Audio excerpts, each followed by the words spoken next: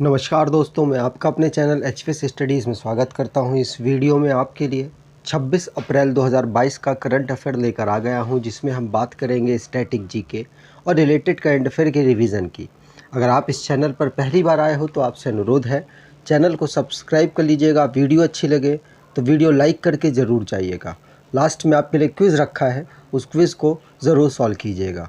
चलिए बात करते हैं लास्ट डे के क्विज़ की। तो लास्ट डे आपसे क्वेश्चन पूछा गया था, विच player selected as new global piece ambassador 2022। तो आप सभी ने आंसर बबीता सिंह दिया था और बबीता सिंह ही सही आंसर है।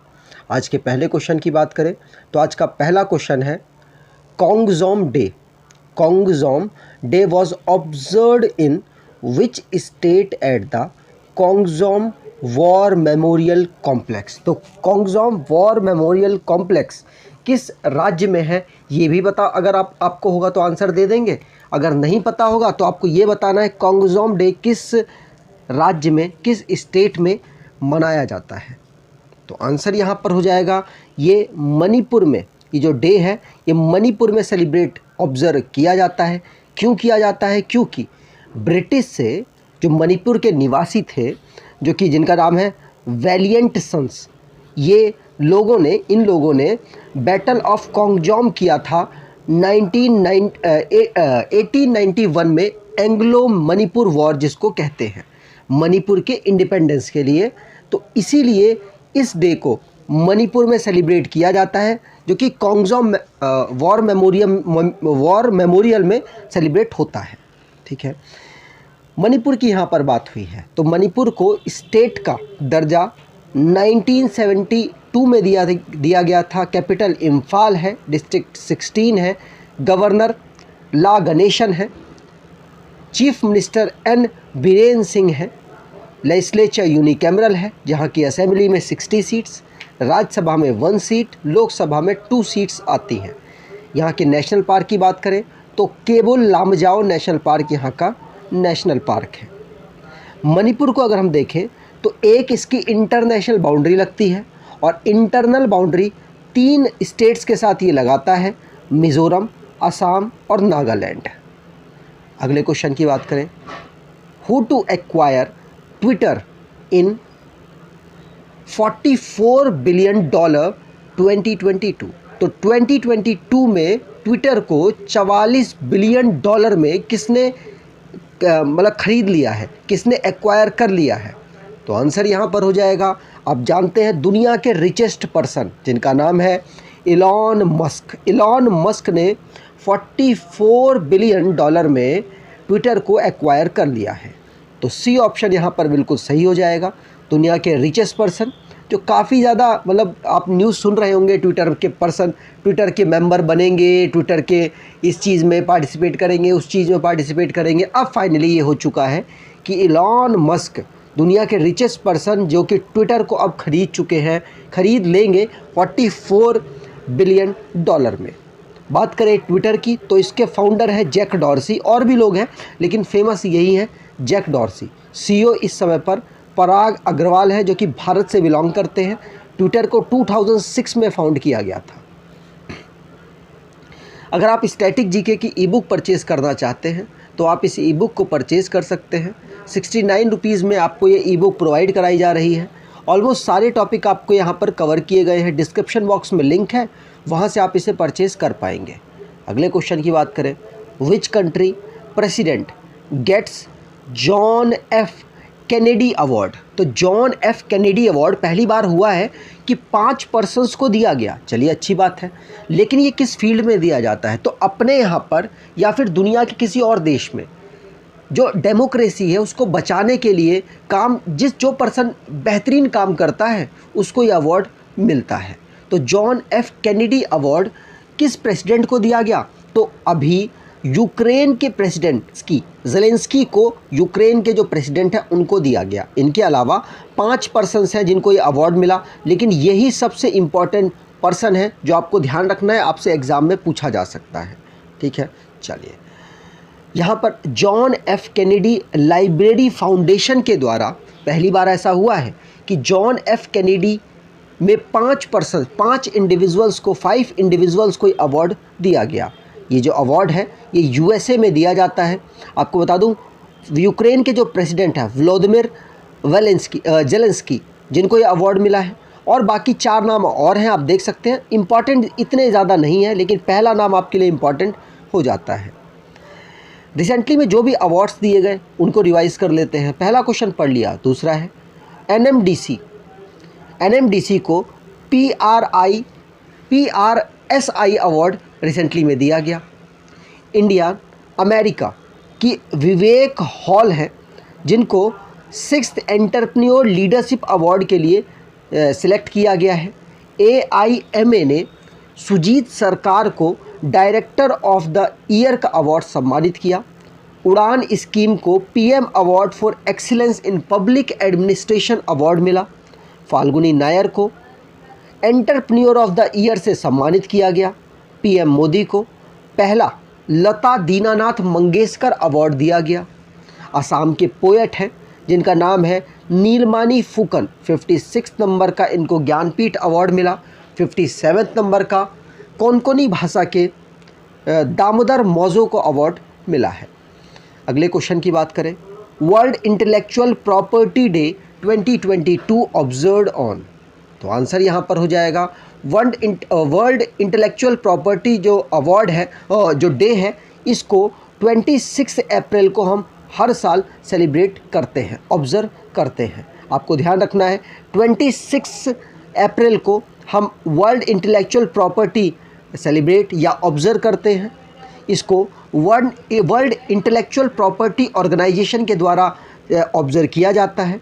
इस साल की इसकी थीम है IP and youth innovation for a better future. IP मतलब intellectual property and youth innovating for a better future. World intellectual property की बात करें तो इसका हेडक्वार्टर है जिनेवा स्विट्ज़रलैंड में। CEO इस समय पर डारेन टंग है और फाउंड किया गया था इसको 1967 में। आप देख सकते हैं यहाँ पर, इसे हटा देता हूँ। अगले क्वेश्चन की बात करने से पहले जो डेज़ हैं उनको रिवाइज कर लेते हैं। जैसे United nation Chinese language day 20 अप्रैल को हम ऑब्ज़र्व करते हैं। World creativity and innovation day 21 अप्रैल को हम ऑब्ज़र्व करते हैं। नेशनल सिविल सर्विस डे 21 अप्रैल को। International mother earth day 22 April. World book and copyright day 23 अप्रैल। और English language and Spanish language को 23 अप्रैल को ही हम ऑब्ज़र्व करते हैं। नेशनल पंचायती राज डे 24 अप्रैल और 25 अप्रैल को वर्ल्ड मलेरिया डे और वर्ल्ड इंटेलेक्चुअल प्रॉपर्टी डे 26 अप्रैल को हम ऑब्ज़र्व करते हैं। अगला क्वेश्चन है, who released 2 books, the magic of Mangala Jodi and the Sikh history of East India. इन 2 बुकों को किसके द्वारा रिलीज़ किया गया? तो आप यहाँ देख सकते हैं, ये है नवीन पटनायक जो कि उड़ीसा के चीफ मिनिस्टर हैं। उन्होंने 2 बुक को रिलीज़ किया जो कि नाम आप पढ़ सकते हैं, द मैजिक ऑफ मंगला जोड़ी और the Sikh history of East India को इन्होंने रिलीज़ किया है। इन दोनों बुकों को लिखा किसके, मतलब किसके द्वारा इसको रिटन किया गया? तो आंसर यहाँ पर हो जाएगा द मैजिक ऑफ मंगला जोड़ी को अविनाश खेमका के द्वारा और Sikh history of eastern India को अविनाश मोहपात्रा के द्वारा लिखा गया और रिलीज़ किया है उड़ीसा के चीफ मिनिस्टर नवीन पटनायक ने। रिसेंटली में जो बुक रिलीज़ हुई उनके जो राइटर्स हैं उनको पढ़ लेते हैं। पहला क्वेश्चन पढ़ लिया। इंडिया ऑथर है प्रेम रावत जी, उन्होंने हियर योर सेल्फ को लिखा है। टॉम्ब ऑफ सैंड को, जो कि पहली हिंदी नॉवल है, उसको शॉर्टलिस्ट किया गया इंटरनेशनल बुकर प्राइज़ के लिए। Tiger of draws, captain Anuj Nair 23 Kargil hero, इस बुक को मीना नायर और हिम्मत सिंह शेखावत के द्वारा लिखा गया। The Maverick effect, Harish Mehta ने इसको लिखा। क्वीन ऑफ फायर को देविका रंगाचारी ने लिखा। Crunch time, Narendra Modi, national security crisis, Shri Ram Chauliya ने इस बुक को लिखा है। नीति आयोग और फूड एग्रीकल्चर ऑर्गेनाइजेशन ने इंडियन एग्रीकल्चर टुवर्ड 2030 को रिलीज़ किया। स्फूर्ति, प्रातः श्री सौम्या को के श्याम प्रसाद के द्वारा लिखा गया। The little book of Joy को दलाई लामा और देशमंड टुट्टू के द्वारा लिखा गया। अगले क्वेश्चन की बात करें, which country city UNESCO world book capital 2022, तो किस कंट्री की सिटी को यूनेस्को के द्वारा अपनी वर्ल्ड बुक कैपिटल 2022 घोषित किया गया? तो आंसर यहाँ पर हो जाएगा, वैसे कंट्री का नाम है मेक्सिको। मेक्सिको की एक सिटी है जिसका नाम है गौदाला ज़रा मेक्सिको की एक सिटी है जिसको यूनेस्को ने world book capital of the year 2022 से सम्मानित किया है। आपको बता दूं, यूनेस्को के जो इस समय पर डीजी हैं ऑन्द्रे अजोले, उनके द्वारा इस सिटी को अनाउंस किया गया है world book capital for the year 2022। 2017 में यूनेस्को ने इस सिटी को क्रिएटिव सिटी घोषित किया हुआ है और अब world book capital for the year 2022 Guadalajara Mexico की एक सिटी है उसको घोषित किया। यूनेस्को की बात करें तो इसको फॉर्म किया गया था 1945 में। हेडक्वार्टर इसका पेरिस फ्रांस में है। मेंबर इसके 193 हैं और हेड है इसके ऑन्द्रे अजोले। आगे बात करें, अगला क्वेश्चन है, हु ऑर्गेनाइजेशन साइंड, मतलब विच ऑर्गेनाइजेशन यहाँ पर होना चाहिए था, which organisation signed MOU with public broadcast of Argentina. Argentina के साथ किस ऑर्गेनाइजेशन ने MOU साइन किया है पब्लिक ब्रॉडकास्टर के रूप में? तो आंसर यहाँ पर हो जाएगा प्रसार भारती के द्वारा साइन अप किया गया है MOU public broadcaster of Argentina के रूप में। याद रखना है प्रसार भारती, जो कि अब ब्रॉडकास्टिंग का काम अर्जेंटीना में करने वाली है। यहाँ पर बात करें प्रसार भारती की तो इसके CEO हैं शशि शेखर वेम्पति। प्रसार भारती के फाउंड किया गया था इसको 1997 में। हेडक्वार्टर इसका नई दिल्ली में है और सब्सिडरी इसकी दूरदर्शन है।